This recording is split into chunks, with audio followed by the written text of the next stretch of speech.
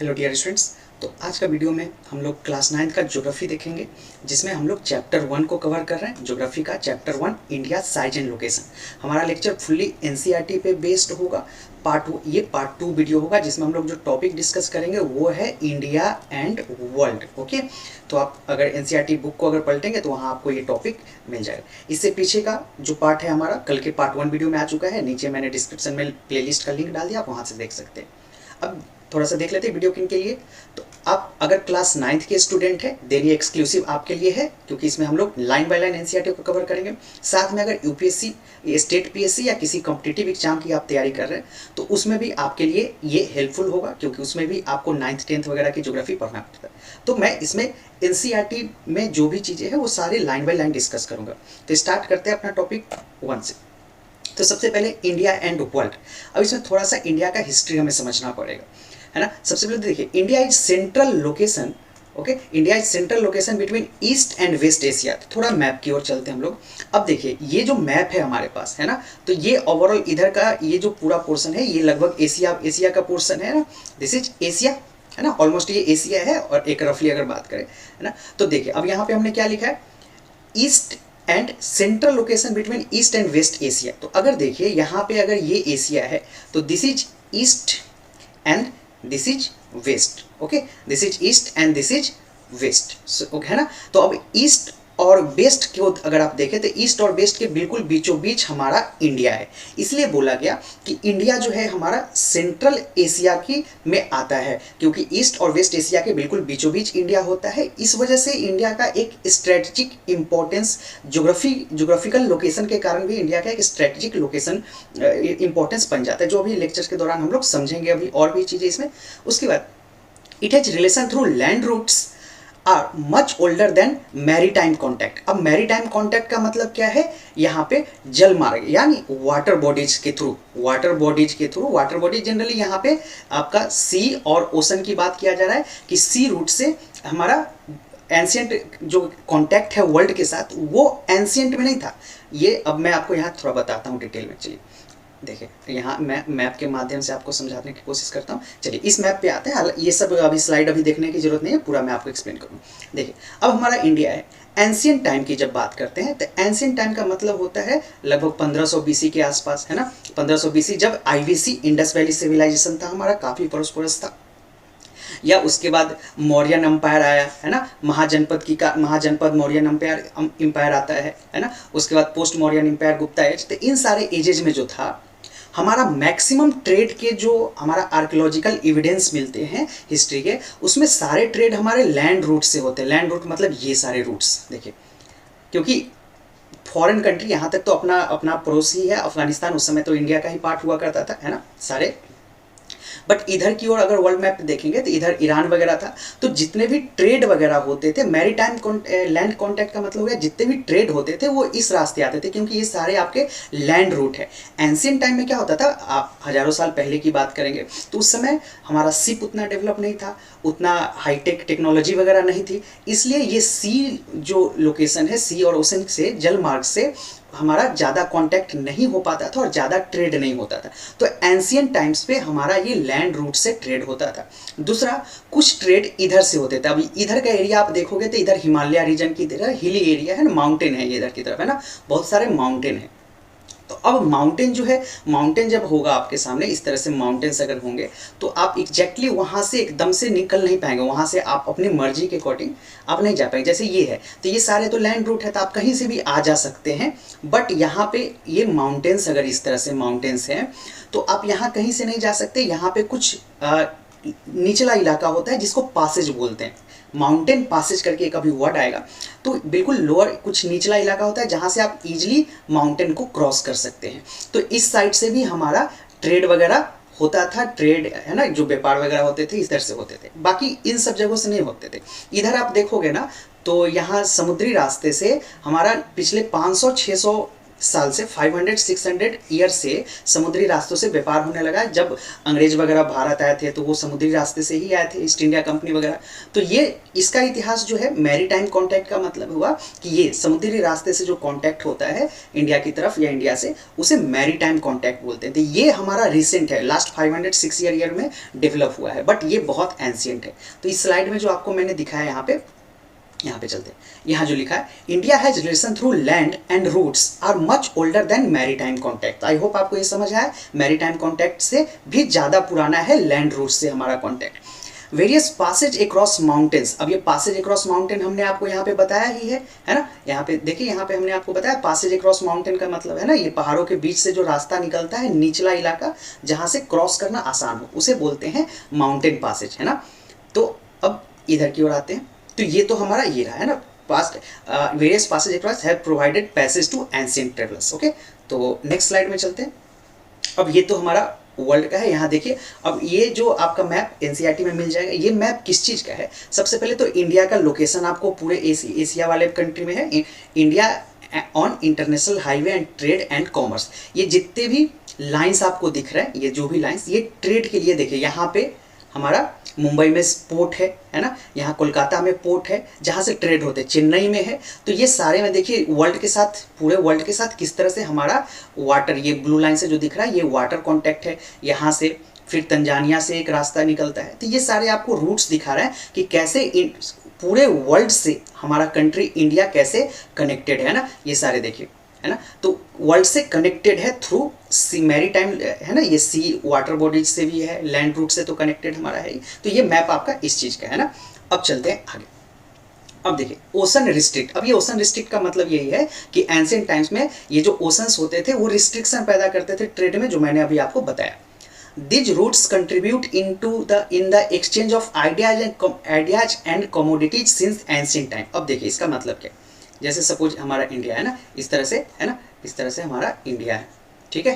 मैं एक rough map में बस बना रहा हूँ, है ना, इस तरह से कुछ है ना रफली। ये चलो मैं मैप में ही बताता हूँ, यहाँ बनाने से कोई फ़ायदा नहीं।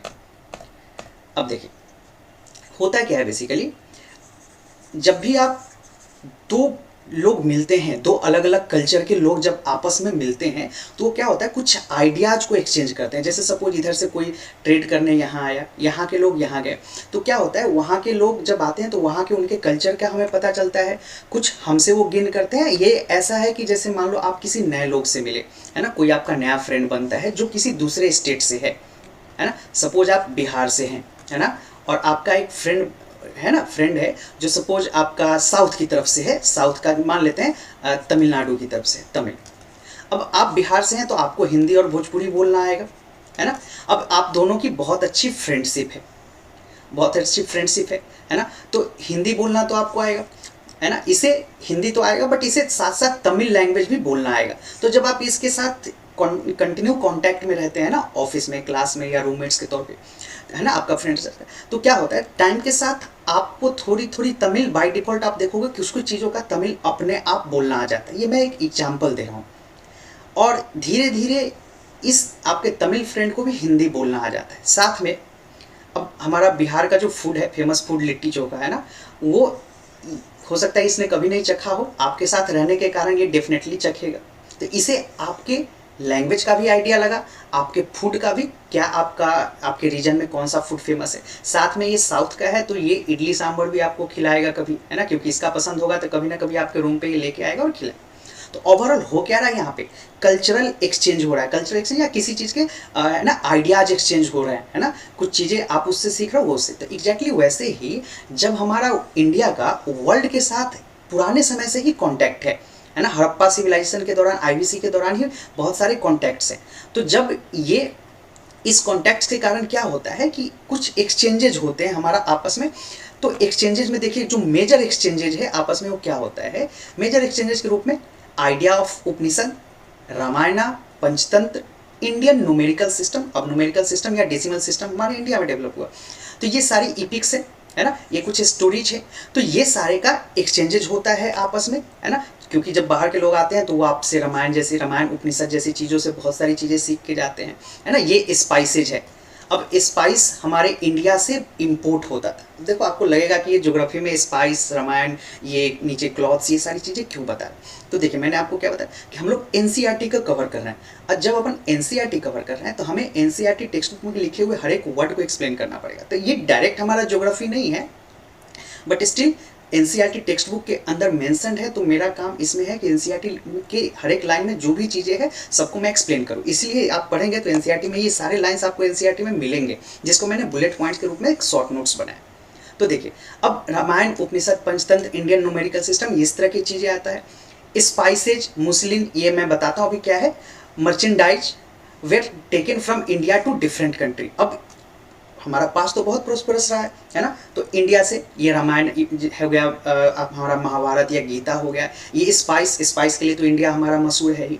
तो ये हम सारे क्या करते थे, एक्सपोर्ट करते थे, है ना। हम यहाँ से सेंड करते थे दूसरे कंट्री में। ये मुस्लिन है, हिंदी में इसको मलमल बोलते हैं, मलमल का कपड़ा। पुराने समय में हम इसे एक्सपोर्ट करते थे दूसरे कंट्री को, बहुत फेमस था, आज भी काफ़ी फेमस है। तो इस तरह की चीज़ों का एक्सचेंज हुआ, है ना। हमने भी कुछ सीखा। अब मैं बताता हूँ अभी क्या सीखा। साथ साथ एक और चीज़ देखिए, हैंडीक्राफ्ट्स। इंडिया का हैंडीक्राफ्ट जो था ना वो काफ़ी फेमस था, काफ़ी फेमस। ये इतना फेमस था कि इसका मैं अगर छोटा सा एक एग्जाम्पल दूँ पास्ट से, तो जब अंग्रेज हमारे हिंदुस्तान में आते हैं तो अब वो तो एक कंपनी के रूप में आए थे, ईस्ट इंडिया कंपनी, बिजनेस करने आए थे। तो वो जब बिजनेस करने आए तो यहाँ के हैंडीक्राफ्ट्स देख के बहुत शॉक्ड हो गए, क्योंकि वो वहाँ इंडस्ट्रियलाइजेशन हो चुका था या प्रोसेस में था, है ना। तो वो इंडस्ट्री में सामान वगैरह बनाते थे। तो यहाँ के हैंडीक्राफ्ट जो थे वो बहुत हाई क्वालिटी के थे। हैंडीक्राफ्ट, कारीगर, हाथों से बने हुए सामान है, बहुत सारी चीज़ें बनता था। तो बहुत उच्च गुणवत्ता, हाई क्वालिटी का था, डिमांड बहुत था। तो क्या हुआ, अब उन्हें क्या लगा, अंग्रेजों को ये लगता है कि ये हैंडीक्राफ्ट यहाँ का जब सामान की क्वालिटी इतना अच्छा है तो ये लोग हमारी सामान, ईस्ट इंडिया कंपनी की सामान क्यों खरीदेंगे, है ना। तो उन्होंने क्या किया, इसको बर्बाद करने का सोचा। उसके लिए सबसे पहला स्टेप उन्होंने क्या किया, टैक्सेज बढ़ा दिए। किस पे, लोकल जो हमारे पास हैंडीक्राफ्ट के आर्टिस्ट थे, है ना, आर्टिसियन थे, उन पे टैक्सेज बढ़ा दिया। अब टैक्सेज इतना बढ़ा दिया कि मजबूरन अब इनको कोई भी बिजनेस, अब एक तो हमारे छोटे मोटे बिजनेसमैन थे, है ना, छोटे छोटे मोटे कलाकार थे, है ना, कलाकार नहीं सॉरी, आर्टिसियन थे, है ना, जो सामान हैंडीक्राफ्ट बनाते हैं। तो उन पर टैक्सेज बढ़ा दिया। इस टैक्सेज को बढ़ाने के कारण क्या हुआ कि उनको बेनिफिट नहीं होता था, प्रॉफिट बिजनेस में नहीं था। प्रॉफिट नहीं होता था तो कोई भी अपना काम धीरे धीरे वो बंद करेगा। तो इस तरह से एक छोटा सा एग्जाम्पल है, बाकी हम लोग हिस्ट्री के लेक्चर में देखेंगे अंग्रेजों ने क्या किया। यहाँ चूंकि हैंडीक्राफ्ट वगैरह से है तो मैंने एक थोड़ा सा एक कंटेक्स्ट हिस्ट्री का आपको बताया। तो इस तरह से उन्होंने यहाँ बर्बाद कर दिया, टैक्सेज बढ़ा दिया। साथ में उन्होंने जो अपना सामान लाया, फैक्ट्री में वगैरह बना हुआ सामान, वो क्या था, बहुत सस्ता यहाँ पे बेचा। तो लोगों को इस लोकल सामान के कंपैरिजन में वो सामान सस्ता मिला, है ना, कम पैसे मिला। तो लोगों ने इस तरह से किया और धीरे धीरे इंडिया का हैंडीक्राफ्ट कल्चर खत्म हो गया, है ना। नहीं तो हैंडीक्राफ्ट में हम लोग बहुत रिच थे। तो अब देखिए ये मुस्लिम क्या होता है, मलमल का कपड़ा हमने बताया। तीन तरह की चीज़ों का हमारा एक्सचेंजेज हमसे, हमारे थ्रू वर्ल्ड के बाकी लोगों ने इसे जाना। अब चलते हैं आगे। आगे देखिए, अब देखिए ऐसा नहीं कि हमने सिर्फ अपने कल्चर को दूसरों को बताया या हमारे कल्चर से दूसरा सीखा। हमने भी, जो अदर कंट्रीज के लोग थे वो जब हमारे पास आते थे या ड्यूरिंग ट्रेड एक दूसरे से मिलते थे तो कुछ एक्सचेंजेज होता था।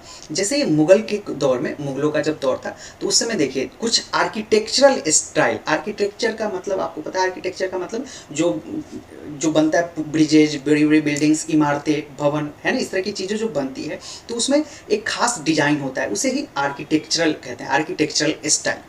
तो अगेन ये हमारा आर्ट्स एंड कल्चर का भी पार्ट है, बट यहाँ पे हमें एनसीईआरटी में ये लाइन भी मेंशन था। तो आर्किटेक्चरल स्टाइल में दो मेजर स्टाइल हमारे इंडिया में आपको बहुत कॉमन दिखेगा। इंडिया में जो एंशियंट बिल्डिंग्स है, जो हिस्टोरिकल बिल्डिंग्स है या हिस्टोरिकल प्लेसेज है, वहाँ जाओगे तो एक डोम्स लाइक स्ट्रक्चर, ये आर्किटेक्ट का वर्ड है, और एक मीनारेट। डोम का मतलब क्या होता है, जैसे ये ताजमहल है तो ताजमहल में ये देखिए ये जो पोर्शन गोल गोल सा दिख रहा है, दिस इज डोम, है ना। तो आर्किटेक्ट के लैंग्वेज में इसे डोम बोलते हैं। अब एनसीईआरटी में आप देखोगे ना तो क्या होता है ना, किसी एक एक वर्ड को बस उसने बता के छोड़ दिया है, तो इसलिए आपके पास इसका एक्चुअल आइडिया होना जरूरी है। तो ये डोम ये जो स्ट्रक्चर होता है ना, ये दिखेगा, है ना। जनरली कॉमनली हमारे इंडिया में जो मस्जिद वगैरह होते हैं उसमें भी आपको इस तरह के स्ट्रक्चर जनरली देखने को मिलेगा। तो ये सारे डोम लाइक स्ट्रक्चर। मीनारेट मतलब मीनार। अब ये कुतुब मीनार आप लोगों ने, बहुत सारे लोगों ने देखा होगा। तो ये भी जो स्ट्रक्चर है ये क्या होता है, एक सीधा लंबा ऊंचाई कुछ होता है ना। तो ये भी, ये हमने कहा लिया वेस्ट एशिया से आया था, है ना, वेस्ट एशिया से हमारे इंडिया में ये आया, ठीक है। तो ये हमारा आया। तो ओवरऑल अभी तक हमने क्या देखा कि हमारा हिस्टोरिकल ट्रेड हिस्ट्री बहुत प्रोस्परस था, जिस वजह से विश्व के बाकी कंट्री से भी हमारा ट्रेड था। उस ट्रेड का नतीजा ये हो कि ट्रेड जब भी आप नए लोगों से मिलते हैं या नए लोग आपसे मिलते हैं तो आपस में कल्चर का, लैंग्वेज का या आइडियाज़ का, नॉलेज का, टेक्नोलॉजी का एक्सचेंजेज होता है आपस में। और इस एक्सचेंजेस से क्या होता है, आप में भी कुछ डेवलपमेंट होता है, अदर कंट्री या अदर प्लेसेज के लोगों में भी कुछ डेवलपमेंट होता है, जिसका नतीजा देखा कि हमसे लोगों ने विश्व में बहुत सारी चीज़ें जैसे इंडियन डेसिमल सिस्टम वगैरह है, स्पाइसेज है दिखा। बाकी बाहर का हमारे पास इस तरह से कुछ आर्किटेक्चरल स्टाइल हमने अडॉप्ट किया। अब चलते हैं यहाँ आगे। अब यहाँ देखो, यहाँ मैं इसको मिटाता हूँ। अब हम लोग जो समझेंगे वो ये है कि इसके अंदर हमें इंडिया एंड इट्स नेबर, पहले तो हमारा India 29 states and 7 union territories. Union territories मतलब जहाँ पे हमारा डायरेक्ट केंद्र का शासन होता है, केंद्र शासित प्रदेश बोलते हैं। तो इसमें हम लोग देखेंगे अपने पड़ोसी के बारे में, नेबर के बारे में। इंडिया शेयर लैंड बाउंड्री, लेकिन नेबर कौन से नेबर, जो लैंड बाउंड्री से हमारा कनेक्टेड है, ध्यान रखिएगा। लैंड बाउंड्री मतलब डायरेक्ट हमारे कंट्री के जमीन जहाँ पे खत्म होता है वहाँ से दूसरे कंट्री का जमीन शुरू होता है। जो हमारा लैंड का आखिरी बाउंड्री है होगा, तो वहाँ से कोई दूसरा कंट्री अगर स्टार्ट होता है उसे बोलते हैं लैंड बाउंड्री से अगर कनेक्टेड। तो देखिए नॉर्थ वेस्ट, नॉर्थ वेस्ट का मतलब इधर की बात करें, इस पोर्शन की, आपको इंडिया का मैप भी साथ साथ देख चलिए, इस पार्ट को बोलते हैं नॉर्थ वेस्ट। तो नॉर्थ वेस्ट में आपका कौन कौन सा कंट्री से हमारा है, अफगानिस्तान और पाकिस्तान। तो ध्यान रखिएगा, यहाँ देखिए ये पाकिस्तान रहा और ये अफगानिस्तान रहा। तो नॉर्थ वेस्ट में देखिए यहाँ अफगानिस्तान भी हमारे देश के कुछ हिस्सों से लग रहा है और पाकिस्तान भी यहाँ से हमारा पूरा, ये पाकिस्तान से हमारा ये लैंड बाउंड्री शेयर हो रहा है ना। तो ये पूरा लैंड बाउंड्री शेयर हो रहा है पाकिस्तान। तो ये सारी चीज़ें आपको याद रखना होगा, नॉर्थ वेस्ट में कौन सा कंट्री इंडिया से लग रहा है। उसके बाद नॉर्थ की तरफ, ठीक है ना, तो इधर हो गया ईस्ट वेस्ट नॉर्थ। इस डायरेक्शन में चाइना, नेपाल और भूटान। तो चाइना ये रहा, है ना। देखिए यहाँ पे चाइना कौन सा लैंड बाउंड्री हमारा शेयर कर रहा है, ये लैंड बाउंड्री चाइना शेयर कर रहा है इधर की ओर। नेपाल देखिए यहाँ पे हमारा लैंड बाउंड्री शेयर कर रहा है और भूटान देखिए, भूटान यहाँ पे ये है ना, भूटान। कई बार इसको चिकन नेक भी बोलते हैं ना, चलिए वो बात की बात है, यहाँ चिकन नेक इसको बोला जाता है। तो वो खैर यहाँ मेंशन नहीं है, हमें देखना है जो एनसीईआरटी के अकॉर्डिंग। तो भूटान भी, तो यहाँ पे नॉर्थ की तरफ ये ईस्ट है ना। अब ईस्ट में चलेंगे तो म्यांमार और बांग्लादेश। तो देखिए म्यांमार ये रहा, ये म्यांमार रहा। तो म्यांमार भी देखिए हमारे कंट्री के इस पार्ट से पूरा बाउंड्री शेयर कर रहा है। बांग्लादेश भी देखिए, बांग्लादेश यहाँ रहा, तो बांग्लादेश भी यहाँ पे हमारा बाउंड्री शेयर कर रहा है। तो आई होप आपको दिख रहा है ये सारी चीज़ें। तो यहाँ पे आपको याद करना पड़ेगा ईस्ट में कौन से हैं। उसके बाद श्रीलंका, मालदीव, आइलैंड कंट्री। अब देखिए आइलैंड कंट्री क्या होता है, जो चारों तरफ से वाटर से घिरा हो। सपोज ये पूरा बे ऑफ बंगाल है ना, पूरा वाटर है, तो यहाँ अगर कोई कंट्री है तो इसे आइलैंड कंट्री बोलेंगे, है ना। हमारा इंडिया आइलैंड कंट्री नहीं है, क्यों, क्योंकि देखिए यहाँ तो पानी से घिरा है बट ऊपरी पार्ट क्या है, ऊपर का सारा पार्ट लैंड से घिरा हुआ है, इसलिए India is not a island country, एक एग्जाम्पल के तौर पर। लेकिन श्रीलंका को आइलैंड कंट्री बोलेंगे, क्यों, मैं थोड़ा यहाँ जूम कर देता हूँ ताकि आपको और अच्छा दिखे, उसका कर लें। अब देखिए ये रहा श्रीलंका, है ना। अब यहाँ श्रीलंका को अगर आप देखेंगे तो ये देखिए श्रीलंका चारों तरफ से वाटर से घिरा है ना। तो इसे हम आइलैंड कंट्री बोलेंगे। तो आई होप आपको आइलैंड कंट्री समझ आया। अब आइलैंड कंट्री क्या है ना। तो ये पूरा का पूरा जो घिरा हुआ है उसे आइलैंड कंट्री बोलेंगे। इसे मैं थोड़ा शिफ्ट कर दूँ, जस्ट अ मिनट, ओके, है ना। चलिए, तो आइलैंड कंट्री हो गया जी, नेवर अक्रॉस सी। तो अब आपसे एक सवाल ये पूछा जाए कि हमारा आइलैंड कंट्री का नेबर कौन है, तो वो हो गया इंडिया और मालदीव, है ना। इंडिया और मालदीव हमारा क्या हो जाएगा, आइलैंड कंट्री, जो हमारा पड़ोसी है। अब बाकी ये सारे तो डायरेक्ट नन आइलैंड कंट्री है ना। तो ये ओवरऑल ये चीज़ें आपको ध्यान रखना होगा। मूव करते हैं आगे। अब आगे देखिए, अब यहाँ दो तीन चीज़ें हमको पहले समझना पड़ेगा। इस तरह के टर्म आपको ज्योग्राफी में पहले मैं बता देता हूँ। Sri Lanka separate from India by narrow channel of sea found by Palk Strait. अब ये मैं अभी आपको बताता हूँ क्या है पार्क स्ट्रेट। उसका gulf of Mannar, while Maldive island to the south of Lakshadweep island. Okay, तो अब देखिए यहाँ समझिए दो चीज़ें आपको ज्योग्राफी के दौरान 3-4 टर्म मिलेगा ज्योग्राफी पढ़ते टाइम। एक तो आपका बे शब्द, मतलब यहाँ देखिए बे ऑफ बंगाल दिख रहा है ना, तो बे टर्म। सेकेंड पाक यहाँ पे स्ट्रेट, पाक स्ट्रेट ना बोल के एक स्ट्रेट बोलते। तो इस तरह का ज्योग्राफी में स्ट्रेट और गल्फ, ठीक है। तो ये तीन टर्म का मतलब समझते हैं, क्योंकि आप एनसीईआरटी में ये सिर्फ तीनों वर्ड दे रखा है, कोई डिफाइन वगैरह नहीं किया है। तो हमें इन तीनों को पहले समझना पड़ेगा कि इन तीनों का मतलब क्या है। अब देखिए बे शब्द का मतलब क्या है, Bay of Bengal, Bay of Bengal यहाँ पे आपको दिख रहा है। तो जब भी किसी चीज के साथ बे ऑफ बंगाल बोला जाए तो इसका मतलब है कि एक बड़ा सा वाटर बॉडी, समझिएगा, बड़ा सा वाटर बॉडीज जो एक साइड से लैंड से घिरा है, जमीन को टच कर रहा है, बहुत बड़े भूभाग को टच कर रहा है, और दूसरे साइड बहुत ह्यूज वाटर सोर्सेज से मिल रहा है।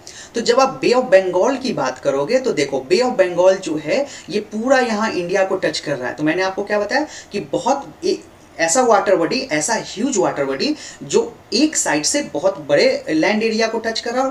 तो ये देखिए लैंड बाउंड्री को पूरा टच कर रहा है यहाँ पे बे ऑफ बंगाल, और ये देखिए बहुत ह्यूज वाटर सोर्सेज यहाँ पे जाके मिल रहा है।